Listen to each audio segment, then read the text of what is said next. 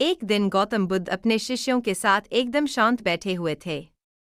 उन्हें इस प्रकार बैठे हुए देख शिष्य चिंतित हुए कि कहीं वह अस्वस्थ तो नहीं है। एक शिष्य ने उनसे पूछा कि आज वह मौन क्यों बैठे हैं, क्या शिष्यों से कोई गलती हो गई है? इसी बीच एक उदार शिष्य ने उसका पक्ष लेते हुए कहा कि उसे सभा में आने की अनुमति प्रदान की जाए।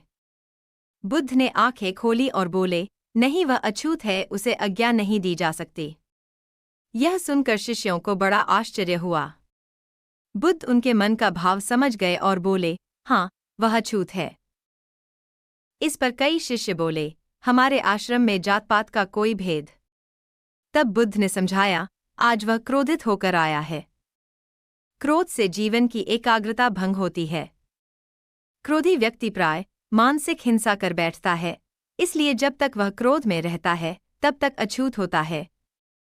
इसलिए उसे कुछ समय एकांत में। क्रोधित शिष्य भी बुद्ध की बातें सुन रहा था। पश्चाताप की अग्नि में तप कर वह समझ चुका था कि अहिंसा ही मनुष्य का महान कर्तव्य व परम धर्म है। वह बुद्ध के चरणों में गिर पड़ा और कभी क्रोध न करने का प्रण लिया। शिक्षा आशय यह है कि क्रोध के कारण व्यक्ति अनर्थ कर बैठता है और पश्चाताप उसे बाद में होता है, जिसका कोई लाभ नहीं मिलता। इसलिए हमें क्रोध नहीं करना चाहिए। असल मायने में क्रोधित व्यक्ति अछूत हो जाता है और उसे अकेला छोड़ देना चाहिए। क्रोध करने से तन, मन और धन तीनों की हानि होती है।